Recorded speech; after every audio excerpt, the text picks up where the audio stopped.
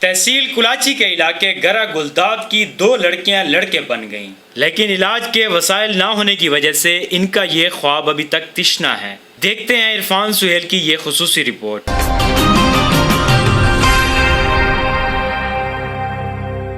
ڈیرہ اسماعیل خان کی تحصیل کراچی کے گاؤں گرا گلداد کی 2 چچا زاد بہنیں فہمید اور کلثوم کی جنس تبدیل ہونے لگی، تاہم غربت و افلاس کے باعث والدین آپریشن و سرجری کرانے سے قاصر ہیں۔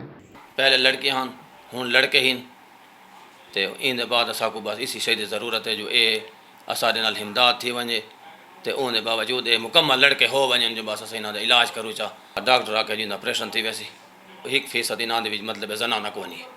لڑکیوں کے نام تبدیل کر کے ریحان اور کریم اللہ رکھ دیا گیا ہے۔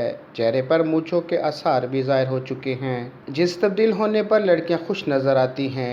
پہلے چوریاں سے ودے رہے شہر اپنی زندگی وقت گزرے نہیں رہے، یہ دیواروں سے چور تھی گئے اور تم اے زندگی گزرے نہیں دا لڑکا کرے جاتے سیدھا بیاہ کا لڑکا سارا پریشان تھی وجہ۔